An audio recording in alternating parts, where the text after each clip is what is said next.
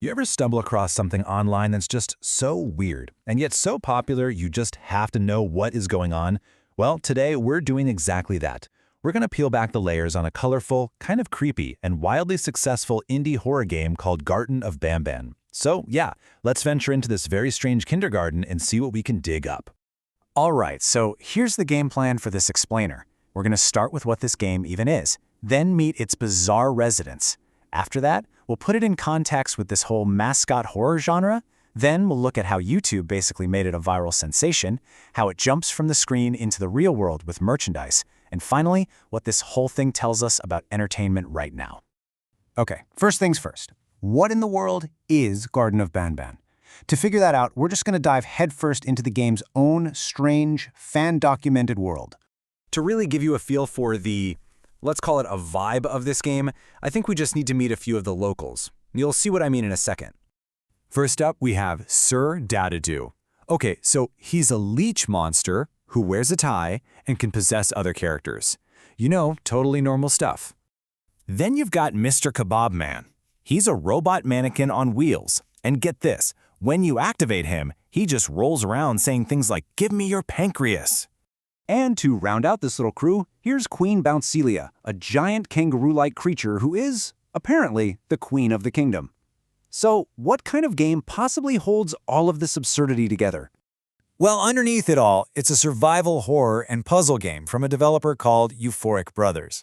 The plot itself is pretty straightforward. You're a parent looking for your missing kid in this super creepy abandoned kindergarten. The gameplay has you using a drone to solve puzzles and get through areas, all while trying not to get caught by those, colorful mascots. And yeah, it gets compared a lot to another huge indie hit, Poppy Playtime, which puts it right in a very specific and very popular little niche. And that really brings us to the heart of the game, right? The mascots themselves. It's their personalities and, maybe more importantly, their catchphrases that create this really unsettling mix of like wholesome kids' TV and just pure nightmare fuel.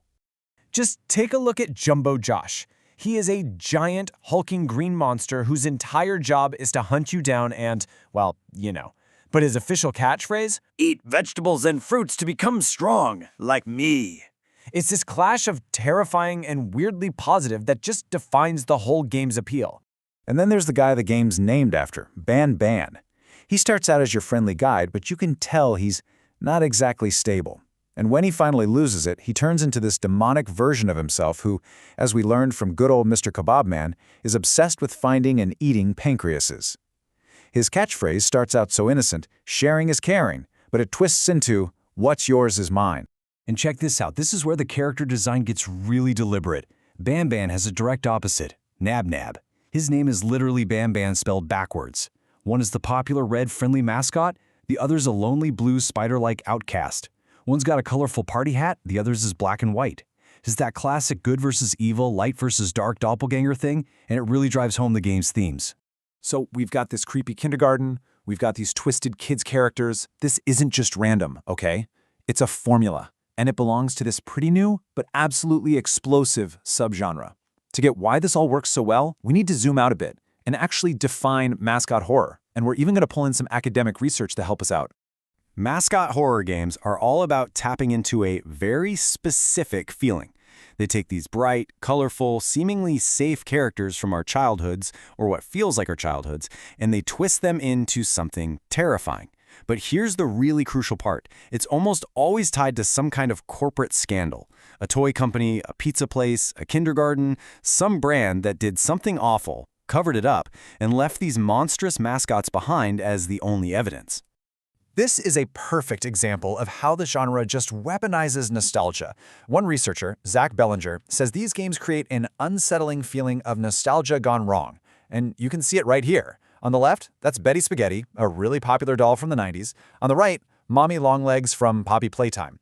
The design inspiration is so obvious it hurts. It's meant to take a familiar memory and totally corrupt it. But this whole corruption of children's media thing doesn't just stop at nostalgia. Some academic analysis points out that the genre also falls into some pretty old traps, especially in how it designs female characters. A scholar named Ida Gard points out that a lot of games design women to appeal to a male gaze. Basically, they're designed visually for the pleasure of a presumed male viewer. And as we're about to see, mascot horror is definitely no exception. You can see this crystal clear with the character Chica from Five Nights at Freddy's, which is pretty much the game that kicked off this whole genre. Her design has evolved from a pretty gender-neutral robot chicken into this hyper-feminized figure with a tiny waist, a leotard, and makeup. It's a design philosophy that really mirrors the exaggerated features of other famous female characters in gaming, like the classic Lara Croft design. It's just a very stereotypical way of signaling female. So we have a creepy game. It's tapping into nostalgia. It's hitting all these genre tropes. But how does a small indie game like this become a massive global phenomenon? Well, the answer isn't really the game itself. It's the platform that sells it to the entire world, YouTube. And I mean, just look at the timeline. The pattern is so clear it's impossible to ignore. Five Nights at Freddy's comes out in August 2014. Just 4 days later, the YouTuber Markiplier uploads his now iconic Let's Play video, and boom, the game explodes. Fast forward, and you see Poppy Playtime and Garten of Banban following the exact same playbook, becoming instant sensations because of the massive exposure they get from YouTubers.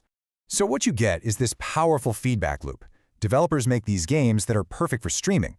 They're full of jump scares and weird, cryptic lore. YouTubers then make reaction videos, which are basically huge, free marketing campaigns.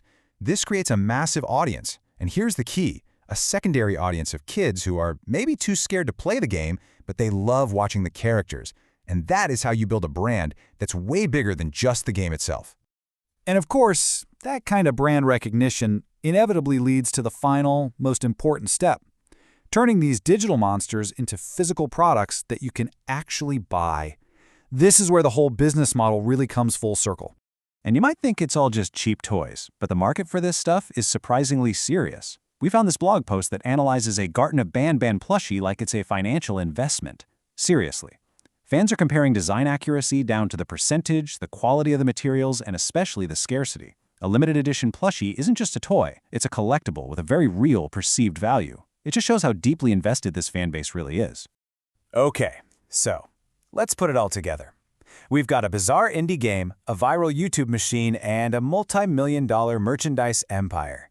What does the whole Garten of Banban phenomenon actually tell us about anything?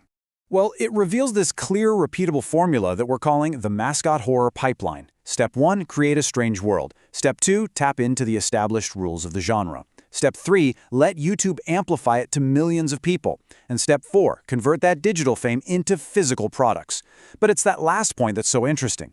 The games themselves, with their stories about corporate wrongdoing and creators being trapped in a system, they ironically mirror the anxieties of the online creators who make them famous in the first place.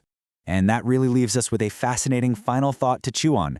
The monsters of mascot horror are a direct product of our platform-driven culture, where entertainment, marketing, and merchandise are all blurring together into one thing. So the real question is, as that line continues to disappear completely, what kind of monsters are we going to be creating next?